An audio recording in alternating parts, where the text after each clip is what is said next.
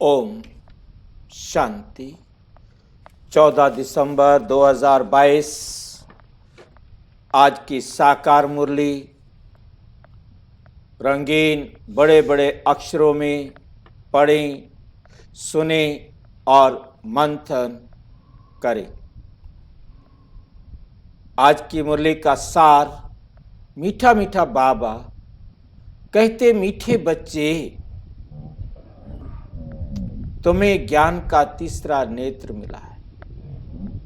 तुम्हें ज्ञान का तीसरा नेत्र मिला है। तुम त्रिकालदर्शी बने। तीसरा नेत्र और त्रिकालदर्शी, इन दोनों का क्या संबंध होगा?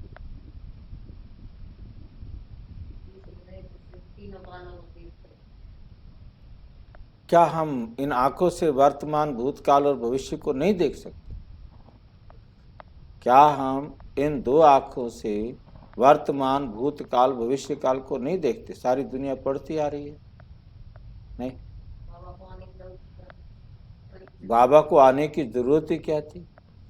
अब बाबा आ गया तो उसने ऐसा कौन सा तीसरा नेत्र दे दिया, ज्ञान दे दिया। तो हम स्कूल में पढ़ने जाते थे, वहां भी तो ज्ञान मिलता था। इतने बड़े बड़े शास्त्र पुराण ग्रंथ लिखे हुए हैं, वहां भी तो ज्ञान मिलता था। समझ मिली, वो समझ नहीं थी, ये समझ है। पहली बात तो क्या समझ में अंतर है? क्योंकि वो जितने भी ग्रंथ, किताबें, शास्त्र लिखे गए, वो अल्पज्ञ मनुष्यों के द्वारा लिखे और बताए गए। ये सर्वज्ञ परमपिता परमात्मा आकर समझा रहे। पहला, सबसे पहली बात, तीसरे नेत्र में अंतर ये है। उसको भी तीसरा नेत्र कहते रहे भक्ति में कि शास्त्र पढ़ो, क्या किताबें पढ़ो, ग्रंथ पढ़ो, ये पढ़ो, वो पढ़ो, ठीक है नहीं? उससे आपको सारी समझ मिलेगी। समझ उससे भी मिली, परंतु उससे समझ मिली भटकने की और गिरने की और पतित बनने की, और सारा संसार दिन प्रतिदिन गिरता ही गिरता चला आए। आप परमपिता परमात्मा ने आकर वो सच समझाया जो दुनिया का कोई शास्त्र नहीं समझा सकता था, दुनिया का कोई धर्म ग्रंथ नहीं समझा सकता था। वो सच आके समझाया कि तुम अमर आत्मा, और दुनिया में किसी के पास पूरे वर्ल्ड के ड्रामा के आदि मध्य अंत का राज नहीं था, जो राज परमपिता परमात्मा ने आके समझाया कि ये ड्रामा हर 5000 साल बाद हूबहू रिपीट हो, और ये ड्रामा ऑटोमेटिक है, अनादि काल से चला आ रहा है और अनंत काल तक चलता रहेगा। और इस ड्रामा में हम सब एक्टर हैं, और किसी के पार्ट को दुनिया के किसी भी शक्तिशाली की ताकत नहीं जो इसमें परिवर्तन कर सके। हूबहू रिपीट होगा, जिसमें आदि मध्य अंत की कहानी समझने के बाद हम तीनों कालों की बात को समझ जाते कि हम क्या थे, क्या हैं और क्या बने। वहां हम केवल तीनों कालों के बारे में वैसे जानते थे, परंतु इतना स्पष्ट नहीं जानते थे। अब स्पष्ट है कि जो मैं वर्तमान में कर रहा हूं, या वर्तमान में जो मेरे साथ हो रहा है वो ही 5000 साल पहले हुआ था, किया था, और फिर 5000 साल बाद होगा और करें।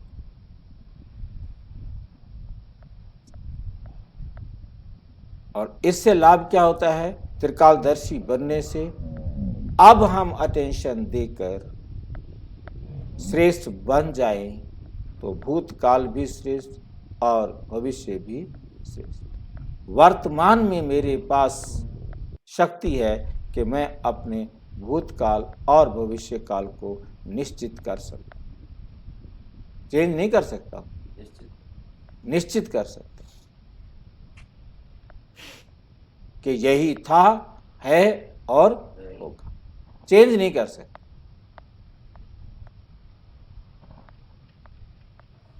क्या वंडरफुल क्वेश्चन, नोट कर लो ये। लेकिन ये अलंकार अभी तुम्हें नहीं दे सकते। जो अलंकार देवताओं को दिए हैं वो अलंकार तुम्हें नहीं दे सकते। क्यों? हाँ जी, क्योंकि तुम पुरुषार्थी हो।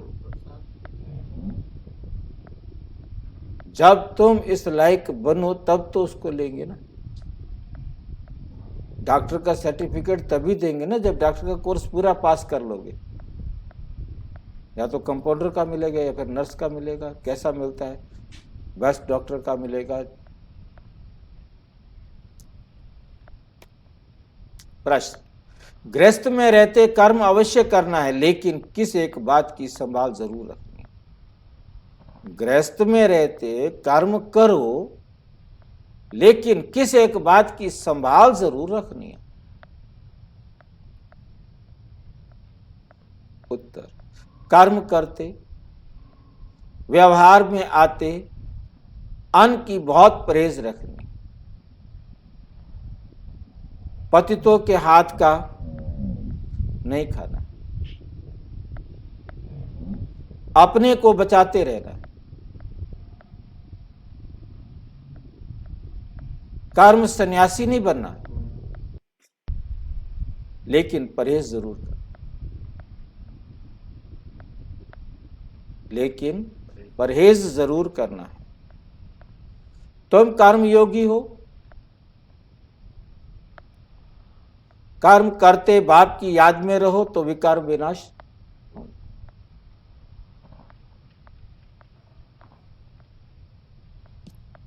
ओम शांति। बाप बच्चों को बैठ समझाते हैं। जब कोई गीता आदि सुनाते हैं तो कहते हैं यदा यदा ही धर्म से ग्लानिर्भवति भारत। अधर्म की वृद्धि होती है तब भगवान आकर क्या करते हैं? अधर्म का विनाश कर पुनर्धर्म की स्थापना करते हैं। ग्लानि माना, ग्लानि माना निंदा। तो भारत में धर्म की ग्लानि और अधर्म की वृद्धि हो जाती है। मैं आता ही तब हूं जब ये हालत होती, जब ये हालत होती। बहुत दुख है, बहुत दुख है। मौत सामने खड़ा है, विनाश के लिए मुसल भी तैयार हैं। अभी तुम बच्चे जानते हो बाबा आया हुआ, आदि सनातन धर्म की स्थापना करना। ब्रह्मा द्वारा स्थापना, शंकर द्वारा विनाश, विष्णु द्वारा पालना, बरोबर ये है तीनों कर्तव्य अभी चल रहे। ये तीनों कर्तव्य अभी चल रहे हैं। अभी तुम ब्राह्मण हो और जानते हो अभी हम ब्राह्मण से फिर देवता बन रहे हैं। अभी शिव बाबा के पोत्रे हैं। शिव बाबा का एक बच्चा, एक से फिर तुम कितने बच्चे बनते जाते हो। पतितों को पावन बनाने की सेवा तुम कर रहे हो। पतितों को पावन बनाने की सेवा तुम कर रहे हो। ये है बेहद का यज्ञ, ये है बेहद का यज्ञ। यज्ञ में सारी पुरानी दुनिया स्वाहा हुई थी। इस यज्ञ के बाद फिर कोई यज्ञ होगा ही नहीं। ये एक ऐसा यज्ञ है, इसके बाद फिर कोई यज्ञ कब तक नहीं होगा? ऐसा तो नहीं हो सकता, नहीं हो, पर कब तक नहीं होगा? हाँ, 2500 साल तक। 2500 साल बाद जब नर्क शुरू होगा फिर से यज्ञ शुरू हो जाएंगे, दुख शुरू होंगे, फिर शुरू हो जाएंगे। स्वर्ग में तो कोई यज्ञ करने की जरूरत ही नहीं है।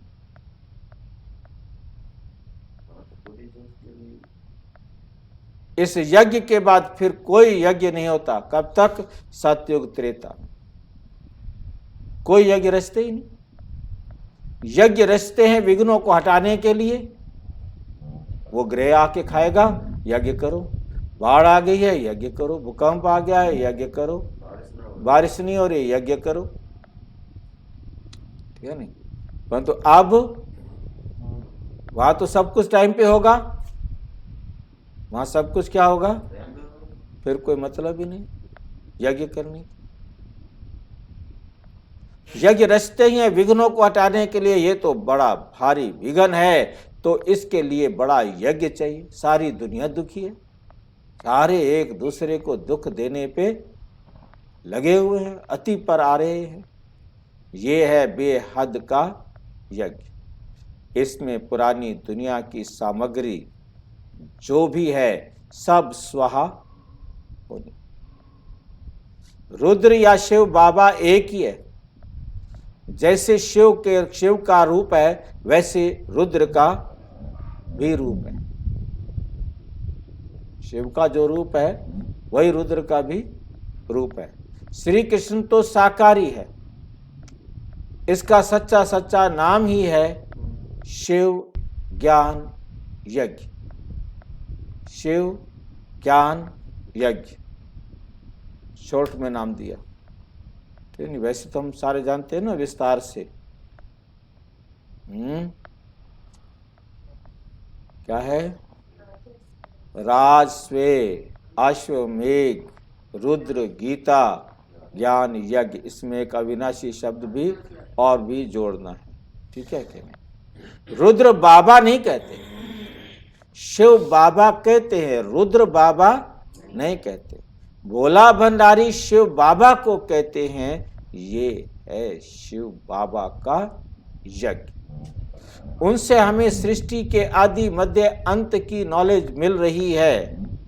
तुम जानते हो हमको ज्ञान का तीसरा नेत्र मिला है। देवताओं को तीसरा नेत्र दिखाते हैं न, परंतु ये ज्ञान है कि तीसरा नेत्र जो तुम ब्राह्मणों को मिलता है, जिससे तुम देवता बनते हो, वहां तीसरे नेत्र की दरकार नहीं।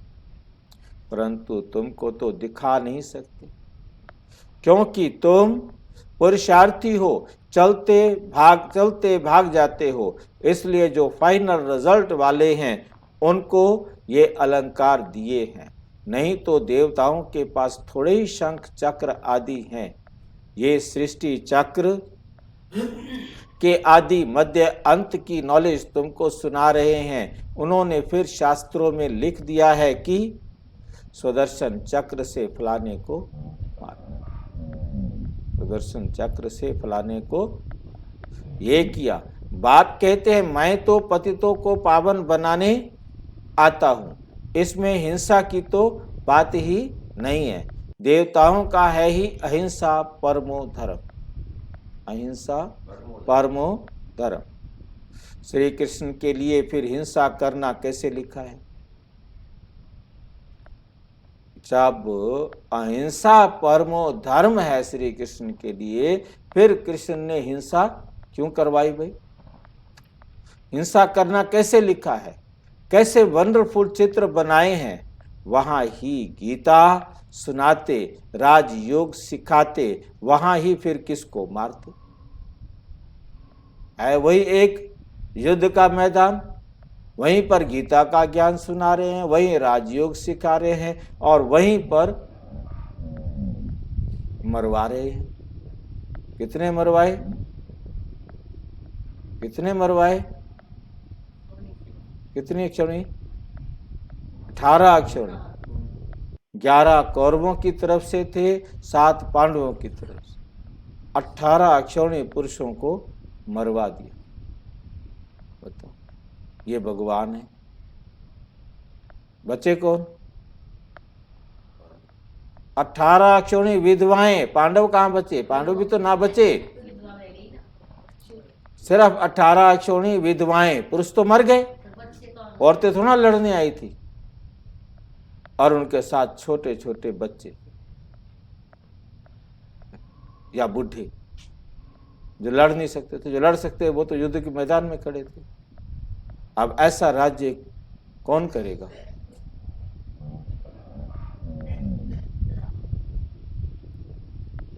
वहां ही फिर किसको मारते हैं? बाप को तो याद करते ही इसलिए हैं कि आकर पतित दुनिया को पावन बनाओ, राजयोग सिखाओ। बाप कहते हैं ज्ञान का सागर नॉलेजफुल मैं हूं, ज्ञान का सागर नॉलेजफुल मैं हूं। तुमको नॉलेज मिल रही है, इसको ही अमर कथा कहा जाता है। वे तो शिव शंकर को एक कह देते, वे तो शिव शंकर को एक कह देते हैं। शंकर सूक्ष्म वतनवासी, वे कैसे कथा सुनाएंगे? उनको तो नॉलेजफुल नहीं कहा जाता, उनको तो नॉलेजफुल नहीं कहा जाता। शिव बाबा सारे सृष्टि चक्र का राज समझाते हैं, जो नॉलेज कोई के पास है नहीं। बाप धनी को ना जानने के कारण ही आर्फन बन पड़े हैं, लड़ते झगड़ते रहते हैं। सतयुग में कोई झगड़ा होता नहीं, ना रोना और ना पीट। इसलिए मोहजीत राजा की कथा सुनाते हैं। कथाएं तो ढेर है, कथाएं तो ढेर है। हर एक धर्म में किस्म किस्म की कथाएं हैं, जो सब भक्ति मार्ग की सामग्री है। भक्ति करते हैं भगवान से मिलने के लिए, आधा कल्प भक्ति करते आए हैं। भगवान तो किसको मिला ही नहीं,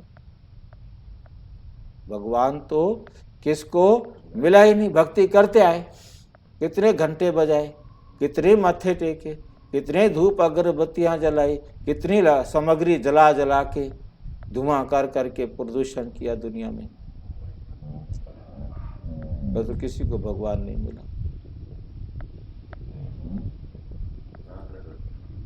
हाँ, किसी को भगवान नहीं मिला। धूपबत्ती अगरबत्ती लगाने से प्रदूषण होता है? बिल्कुल। क्या यार बात कर रहे हो, आप सट्टा मार रहे हो। मैं क्यों सट्टा मार रहा हूँ भाई जी? आप देखिए, ये सिर्फ हम पंडितों ने दुनिया को बुद्धू बनाया। आप वातावरण शुद्ध नहीं होता आज की दुनिया में भाई जी। जितना भी आज की दुनिया में प्रदूषण है, उसका एक कारण ये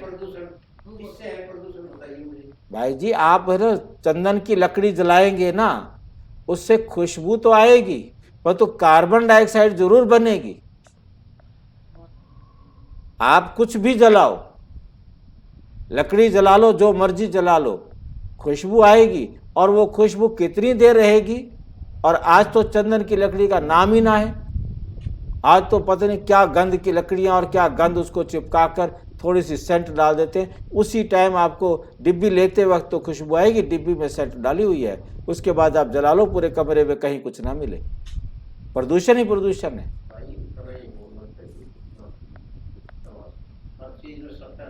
सट्टा नहीं, इसमें सट्टा भाई जी अरे उनसे से तो हम लोग फले फूले, उन्हीं के आधार पर चले, चले ज्ञान मिला है भाई जी, चले भाई। मैं वही तो शास्त्र सारे पढ़ता आया, और अब ये मिला है ना, बता तो रहा हूं ना। अब बाबा ने आके बताया, बच्चे जो कुछ भी पढ़ा उसने तुम्हारे कैरेक्टर को गिराया। परमात्मा ही कह रहे हैं ना, मैं नहीं कह रहा हूं। आप उससे समझ के देख लो, पूरी दुनिया पहले कहां चला गया था जब गिर रहा था? हाँ, परमात्मा कहते जब बिल्कुल गिर जाए, जब बिल्कुल तमो प्रधान पतित और भ्रष्ट हो जाए, तब तो मैं आऊं।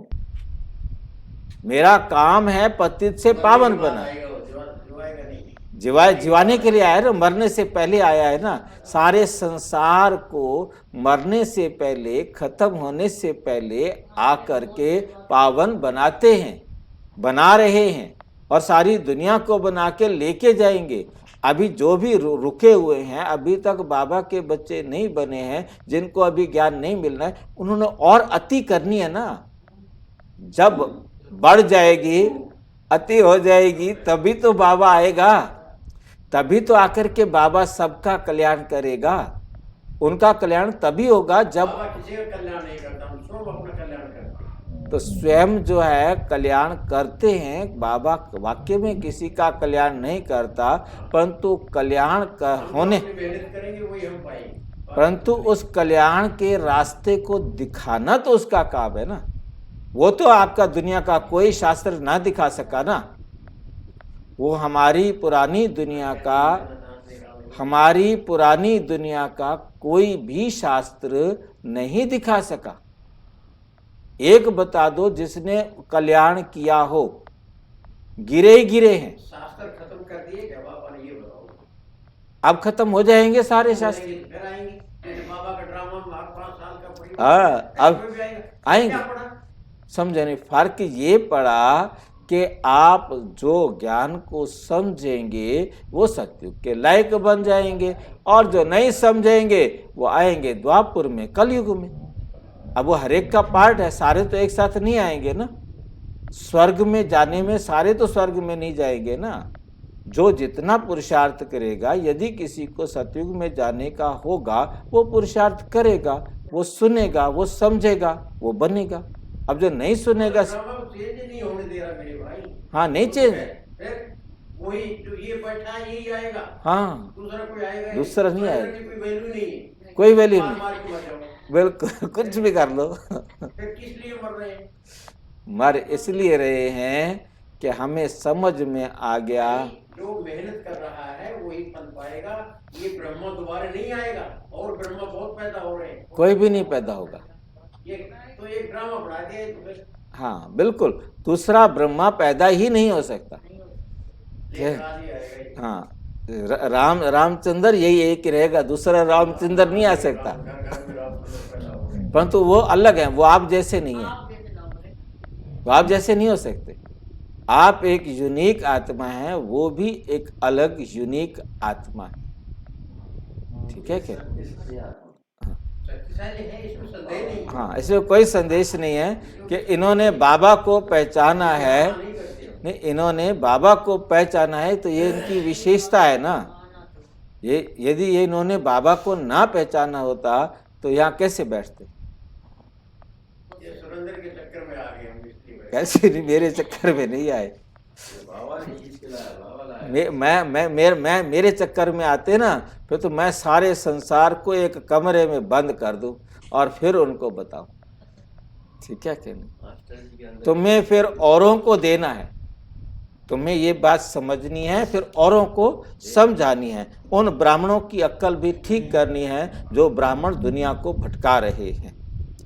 सन शोज फादर, बाप आपके नाम को प्रत्यक्ष कर रहा है तो आपने बाप के नाम को भी प्रसिद्ध करना है कि असली बाप ये है, तुम नकली मूर्तियों के पीछे पड़े हो, इस बाप को पहचानो। तो बाप का परिचय दे, सबको नॉलेज बताते रहते। बाबा को पता है कि मेरे बच्चे सबको बताते रहेंगे, समझाते रहते हैं। तुम हर एक बच्चे की बुद्धि में है कि शिव बाबा हमारा रूहानी बाप है। बाकी ये तो सब अपने अपने बच्चों के बाप है। जितने भी देहधारी हैं वो सबके बाप नहीं हो सकते, वो तो सिर्फ अपने अपने बच्चों के ही बाप हैं। शिव बाबा हम सारे यूनिवर्स की आत्माओं के पिता हैं। ये भी भक्ति मार्ग वालों को समझाना है कि तुम्हारे दो बाप हैं। ये बात सबको समझानी है। एक तो है तुम्हारे शरीर का बाप और एक है तुम आत्माओं का बाप। और जो हम सब आत्माओं का बाप है वो एक, वो पारलौकिक बाप है जिसको गॉड फादर कहते हैं, जिसने ये बेहद की रचना रची है, जिसने बेहद की रचना रची है। क्या करता है रचना में? आकर के पतितों को पावन बनने का रास्ता दिखाता। पतित बने तो आकर के पावन बनाए। बाप से तो जरूर वर्षा मिलता होगा, वो हमारा बाप है तो उससे वर्षा मिलेगा। तो उस बाप के पास वर्षा क्या है जो दुनिया में किसी भी बाप के पास नहीं है। उस बाप के पास वर्षा है गुणों का, शक्तियों का और सृष्टि के आदि मध्य अंत का रास, जो दुनिया में किसी के पास नहीं है। भारत स्वर्ग था, इन लक्ष्मी नारायण का राज्य था। उन्होंने ये राज्य किसने दिया? उन्होंने ये राज्य किसने दिया? कलयुग अंत में कोई भी विश्व का मालिक है नहीं। कोई है विश्व का मालिक जो विश्व की राजाई दे देवे?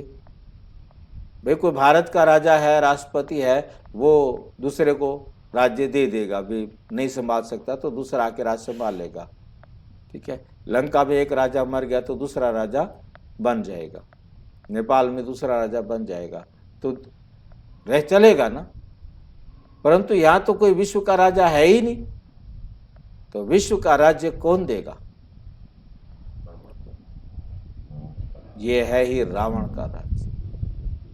खुद भी कहते हैं हमको राम राज्य, नई दिल्ली में देवी राज्य चाहिए। राम राज्य होता है सत्युग, रावण राज्य है कलयुग। द्वापुर से ही भक्ति मार्ग शुरू, विकार भी शुरू हो जाते हैं। भक्ति शुरू होती है, विकार भी शुरू हो जाते हैं, दुख भी शुरू हो जाते हैं, जिसकी निशानियां भी कहां दिखाई हैं? नहीं, जगन्नाथ मंदिर में, जहां देवताओं के चित्र और विकारी मूर्तियां देवताओं की और विकारी बनाई और बाहर दीवारों पर बना।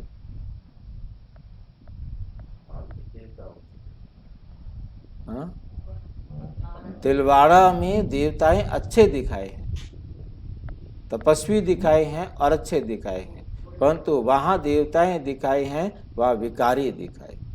तो वहां विकारी देवताएं गंदे चित्र बनाए हैं, ताज तख्त आदि वही है, परंतु उनका बैठना, उनका बात करना, उनका खड़ा होना, उनका रुकना, जैसे आज के विकारी चित्र बनाते हैं कृष्ण के, देवताओं के, उसी प्रकार से तो उनके तो सिर्फ चित्र विकारी दिखाते।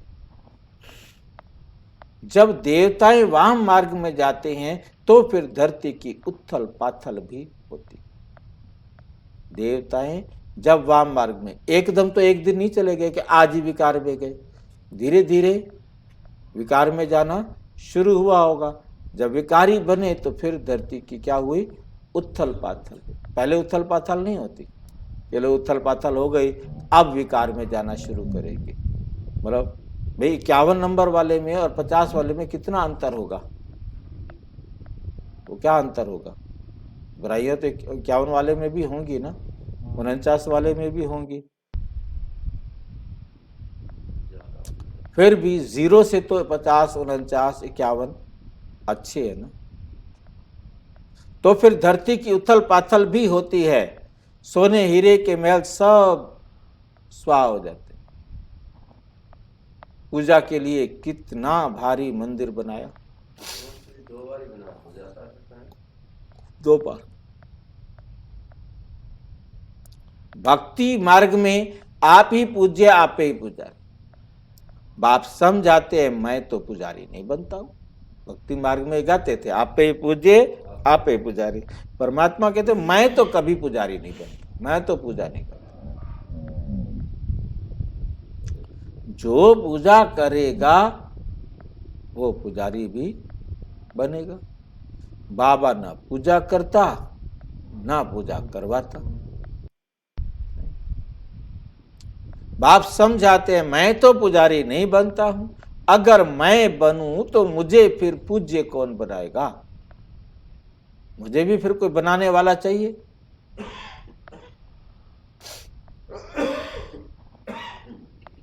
मैं ना पतित बनता हूं ना बनाता हूं, मैं ना पतित बनता हूं और ना पतित बनाता हूं।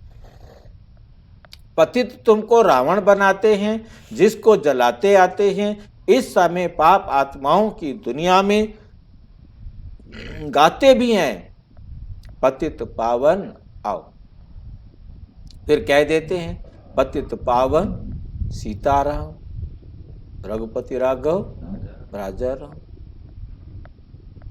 झट त्रेता वाले राम की याद आ जाती है। अब वे तो पतित पावन नहीं है, त्रेता वाला राम तो पतित पावन नहीं है। बाप ये सब बातें समझाते, बाप ये सब बातें समझाते हैं। तुम सब सीताएं हो, द्रौपदियां हो, एक की बात नहीं है। द्रौपदी को 5 पति दिखाते, एक पति नहीं दिखाते, 5 पति दिखाते। ऐसी बात है नहीं। भारत ही प्राचीन पवित्र खंड था, क्योंकि पतित पावन परम पिता परम आत्मा का बर्थ प्लेस है। उसने यहाँ आकर पतित नरक वासियों का उद्धार किया है। सब धर्म वाले गॉड फादर को याद करते हैं, क्योंकि सब तमो प्रधान है। इब्राहिम, बुद्ध आदि सब इस समय हाजिर हैं, सब इस समय हाजिर हैं। पहला नंबर ब्रह्मा भी पतित दुनिया में है, तो और कोई वापस कैसे जा सकता? तो और कोई वापस कैसे जा सकता है? सभी इस समय कब्र दाखिल है। बाप आकर सबको गति सदगति देते, गति सदगति देते। सतयुग में भारत पवित्र था, देवताओं के आगे गाते भी हैं, आप सर्वगुण संपन्न, 16 कला संपूर्ण, संपूर्ण निर्विकारी, मर्यादा पुरुषोत्तम, और हम विकारी। विषय विकार मिटाओ। हम विषय विकारों में फंसे हुए हैं, हमारे विषय विकार क्या करो, मिटाओ। सबको निर्विकारी बनाने, विषय विकारी से निर्विकारी बनाने बाप को आना पड़ता है। तो पतित पावन बाप ठहरा, ना कि पानी की नदियां। पतित पावन ज्ञान सागर से निकली हुई ये ज्ञान गंगाएं शिव शक्ति सेना है। शिव से ज्ञान का कलश मिलता है। बाप कहते हैं, बच्चे गृहस्थ व्यवहार में रहते पवित्र बनो, कर्म भी जरूर करना है। ये है ही कर्म योग। ये क्या है? ये है ही कर्म योग। कर्म संन्यास तो नहीं हो सकता। वो समझते हैं घर में खाना नहीं बनाते, भीख पर गुजारा करते, परंतु बाकी काम तो करने पड़ते हैं। रोटी खानी तो पड़ती है। रोटी बनाओगे नहीं ना, रोटी सब्जी बनाने में कोई साल लगते हैं। बाकी क्या है? ये तो बाबा ने आके समझाया कि खाना बनाना भी योग में हो जाएगा। क्यों टेंशन पालते हो? आप बाबा की याद में खाना बनाओ ना। ये तो ना कि सारा दिन बैठे रहो, जटाई बढ़ा लो और परमात्मा को याद करने का बहाना है। वे तो फकीर ठहरे। अन्न तो विकारियों का पेट में पड़ता है तो अन्न दोष लग जाता है। पतित घर से भल निकल जाते हैं, फिर भी जन्म तो पति तो घर में लेना पड़ता है। शरीर छोड़ दिया तो जन्म कहां लेंगे? पतित घर में लेना पड़ता है। तुमको भी अन्न असर करेगा, तुम भी पतितों के हाथ का खाना खाएंगे तो अन्न का असर तुम्हारे ऊपर भी होगा। इसलिए परहेज रखी जाती है, पतित का अन्न नहीं खाना। जितना हो सके अपने को बचाते रहो। कोई का बहुत झगड़ा भी हो जाता है, एक भाई ज्ञान में आता है, दूसरा नहीं आता। ऐसे बहुत केस होते हैं। इतना बेहद का राज्य लेते हो तो जरूर कुछ झगड़े तो हो, कुछ झगड़े तो। कोई भी हालत में तुमको अपना बचाव रखना है। मुक्ति तो कोई पाते नहीं, मुक्ति तो किसी को मिल नहीं सकती, गपोड़े मारते रहते हैं। हम ज्योति ज्योत में लीन हो जाएंगे। हम जाकर क्या करेंगे? ज्योति में लीन हो जाएंगे। अब आत्मा ज्योति में कोई आत्मा आत्मा में जा ही नहीं सकती। आत्मा आत्मा के पास जा सकती है, परंतु आत्मा आत्मा में नहीं घुस सकती। समझाते समझाते आखिर उन्हों की बुद्धि में भी आएगा कि ये बात ठीक है। सतयुग की आयु अगर लाखों वर्ष होती, 5000 साल में जनसंख्या इतनी बढ़ गई, लाखों वर्ष होती तो जनसंख्या आत्मा कहाँ पर है? एक या सारी? एक आत्मा या सारी आत्मा? नहीं, एक आत्मा जो आपके शरीर में भ्रिकुटी मीन्स आपकी रीढ़ की हड्डी जा करके इस खोपड़ी को जो रोक के खड़ी हुई है, वहां आत्मा की सीट। आपने बताया पहले कि शिव बाबा जो है बता रहे आत्मा में आत्मा नहीं आ सकती। तो क्या बाबा शरीर में आता है? हाँ, ये कहाँ का? वो तो आत्मा के बीच में आके बैठता है। शिव बाबा कहते मैं ब्रह्मा बाबा की आत्मा के बाजू में आकर बैठता हूँ। बाजू में, ठीक है? आप मेरे बाजू में आके बैठ सकते हो ना। देखिए, आप जो है मेरे बाजू में आकर बैठ सकते हो ना, परंतु आप मेरे में तो नहीं घुस सकते। मैं आपके बाजू में बैठ गया तो फिर तो आपका सपोर्ट क्या रहा मेरे को ये बताइए। मैं तो आपके तन में घुस के फिर बोल रहा हूँ, आप तो मुझसे बोल रहा हूँ। मेरे समझने बात को, ये शरीर तो गाड़ी है ना। गाड़ी में ड्राइवर 2 बैठ जाए, 3 बैठ जाए, 4 बैठ जाए, बैठते हैं। नहीं, ड्राइवर वाली सीट पर भी लड़ते हैं। जब दूसरी आत्माएं दूसरे के शरीर में प्रवेश करती है, जिसके कारण उसको ये सिर मारना पड़ता है, वो दूसरी आत्मा उसके तन का प्रवेश करती है, तो वो उसके हैंडल खींचती है उससे कि कंट्रोल मेरे को दे, मैं करूंगी कंट्रोल। वो कहता है मैं करूंगा कंट्रोल, जिसमें उसके सिर हिलते हैं। अब कुछ नाटक कर देते हैं, कुछ तो एक्चुअल होता है, कुछ नाटक कर देते हैं। हाँ, वो तो रुक जाए, वो ना रुके। आत्मा आत्मा में नहीं आ सकती, ये बोल रहा है। हाँ, आत्मा आत्मा में नहीं आ सकती। आत्मा शरीर में तो प्रवेश करेगी ना। अब बाबा ने कहा कि मैं आकर के इसकी आत्मा के पास बैठता हूँ, बाजू में बैठता हूँ, क्योंकि जितना साइज इस आत्मा का है उतना ही साइज मेरा है। हम दोनों का साइज, सबका साइज बराबर है। नहीं तो मैं बड़ा हूं तो फिर मैं आऊं कैसे इस शरीर में? ठीक है।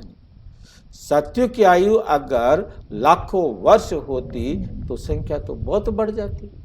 5000 साल में तो इतनी हो गई है, और लाखों वर्ष में तो जनसंख्या कहाँ की कहाँ पहुंच जाए।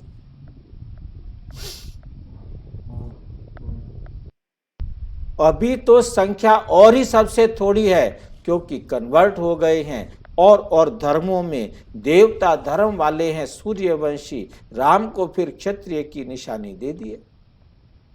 अभी तुम रूहानी क्षत्रिय हो, माया पर जीत पाते हो, इसमें समझने की बड़ी बात बुद्धि चाहिए। योग भी बड़ा सहज है, आत्माओं का योग लगता है परम पिता परम आत्मा के साथ। योग आश्रम तो बहुत है, परंतु वे सब हाथ योग कराते। जितने भी दुनिया में योग करा रहे हैं वो सब क्या करा रहे हैं? इसमें कोई शक नहीं कि उससे शरीर स्वस्थ होगा, परंतु आत्मा की उन्नति नहीं होगी, चरित्र की उन्नति नहीं होगी, देवता नहीं बनेगी। ये थोड़े कहते हैं कि परमपिता परमात्मा के साथ योग लगाओ। ना वो परमपिता परमात्मा को जानते, ना परमपिता परमात्मा के साथ योग लगाने के लिए कहते।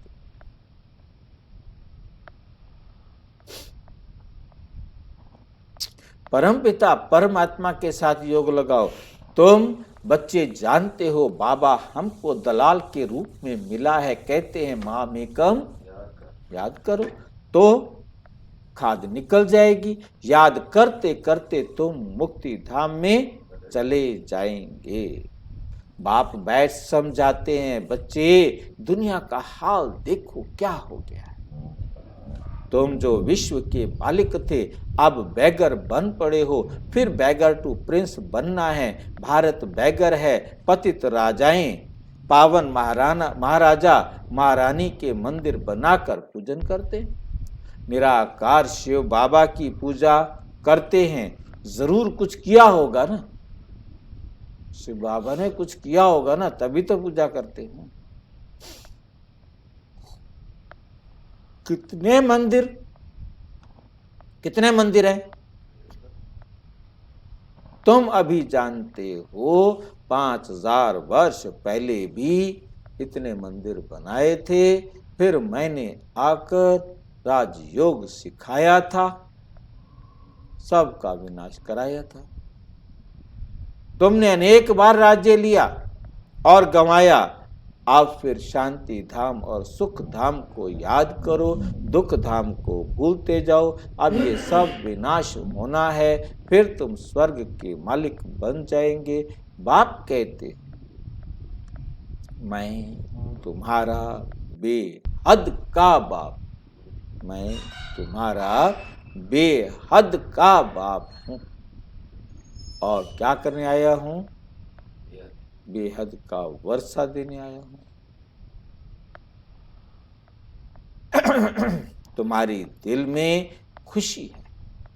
हम अपनी राजधानी श्रीमत पर स्थापन कर रहे हैं, परंतु है सारा गुप्त, है सारा गुप्त। रावण पर जीत पानी है, काया भी जाता है, माया जीते जगत जीत। 5 विकारों पर जीत पानी है। 5 विकारों का संन्यास करना है। खिवैया तो एक बाप है, हमने 5 विकारों का संन्यास करना है। परिवार का संन्यास नहीं करना, घर का संन्यास नहीं करना, कर्म का संन्यास नहीं करना। सबकी गति सदगति करने वाले सतगुरु बिगर घोर अंधियारा है। भारत में गुरु तो बहुत हैं, हर एक स्त्री का पति भी गुरु। फिर इतनी दुर्गति क्यों हुई है? कह देते हैं सब ईश्वर के रूप हैं, हम ईश्वर हैं, फिर योग किससे लगाएं? फिर योग किससे लगाएं? फिर तो भक्ति ही बंद हो जाए, फिर तो भक्ति ही बंद हो जाए। फिर हे भगवान कहे किसको बुलाए? किसको बुलाते हो? साधना किसकी करते हो? खुद ईश्वर थोड़े ही कभी बीमार पड़ता है, परंतु कोई पूछने वाला, इन भक्तों से कोई पूछ नहीं सकता, डरते रहते हैं श्राप ना मिल जाए। भक्त डरते रहते हैं कहीं पंडित जी से श्राप ना मिल जाए, गुरु जी से श्राप। वास्तव में श्राप देने वाला कौन है? रावण। एक रावण। बाप तो वर्षा देते हैं, रावण दुश्मन है इसलिए जलाते हैं। लक्ष्मी नारायण के चित्र को कभी जलाते हैं क्या? बिल्कुल नहीं। रावण क्या चीज है? अभी तुमको मालूम पड़ा है, सतयुग में पावन प्रवृत्ति मार्ग, पावन प्रवृत्ति।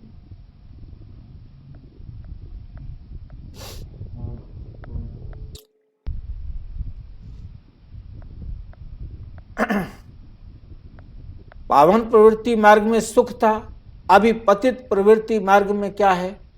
दुख है। अभी इसका विनाश होना है। तुम देखेंगे अर्थक्वेक आदि होती रहेंगी। बाबा भी कहां तक बैठ शिक्षा देंगे? लिमिट होगी ना, कब तक बैठकर पढ़ाऊंगा? राजाई स्थापना होगी और विनाश होगा। अंत में तुम बहुत मजे देखेंगे। शुरुआत से भी जास्ती वे तो पाकिस्तान था, अभी तो विनाश का समय है। तुमको बाबा बहुत कुछ दिखाएंगे। फिर जो अच्छी रीति नहीं पढ़े होंगे वो अंदर फटकते रहे। क्या कर सकते हैं? अभी जितना पुरुषार्थ करना है कर लो। बाल बच्चों को तो संभालना ही है, कायर नहीं बनना है। कदम कदम श्री मत पर चलना है, बाप को याद करना है। बस इसमें ही मेहनत है। पापों का बोझा सिर से कैसे उतरे, उसके लिए है सहज योग। यह है ज्ञान बल, योग बल, जिससे माया पर विजय पाकर विश्व का ये मालिक बनते हो। अच्छा, मीठे मीठे सिक्की लदे बच्चों प्रति माता पिता बाप दादा का याद प्यार और गुड मॉर्निंग। रूहानी बाप की रूहानी बच्चों को नमस्ते। हम रूहानी बच्चों की रूहानी बाप दादा को नमस्ते नमस्ते। धारणा के लिए मुख्य सार नंबर 1, श्रीमत पर ज्ञान और योग बल से माया पर विजय पानी है। विनाश के पहले अपने विकर्मों को विनाश करना है। बेहद का राज्य लेने के लिए हर बात में अपना बचाव करते रहना है। अन्न दोष से बहुत संभाल करनी है। अन्न दोष से क्या करनी है? बहुत संभाल करनी है। वरदान, संगम युग के महत्व को जान, स्नेह की अनुभूतियों में समाने वाले संपूर्ण ज्ञानी योगी भाव। संपूर्ण ज्ञानी योगी भाव। संगम युग परमात्म स्नेह का युग है। इस युग के महत्व को जानकर स्नेह की अनुभूतियों में समा जाओ। स्नेह का सागर, स्नेह के हीरे मोतियों की थालियां भरकर दे रहे तो अपने को सदा भरपूर करो। थोड़े से अनुभव में खुश नहीं हो जाओ। थोड़ा सा अनुभव करके उसमें खुश संपन्न बनो। संपूर्ण कमी को, सारी कमियों को पूरा करो। ये परमात्म प्यार के हीरे मोती अनमोल है। ज्ञान रतन जो है ये अनमोल है। इससे सदा सजे सजाए रहो, क्योंकि ये स्नेह ही योग, स्नेह ही योग है। और स्नेह में समाना ही संपूर्ण ज्ञान। जो स्नेह में समा जाए उसको समझो कि संपूर्ण ज्ञान।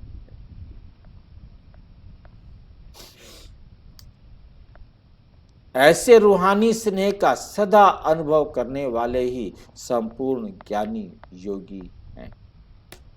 अच्छा, स्लोगन है, जो व्यर्थ की फीलिंग से परे रहते, व्यर्थ की फीलिंग से परे रहता है, वही माया जीत बनते, वही माया जीत बनते। ओम शांति। और विस्तार से जानने के लिए प्रजापिता ब्रह्मा कुमारी ईश्वरीय विश्वविद्यालय के किसी भी सेवा केंद्र पर संपर्क करें। और यदि कोई प्रश्न है तो 9213106986 पर केवल टेलीग्राम करें। 9650692270 पर केवल व्हाट्सएप करें, फोन नहीं। ओम शांति।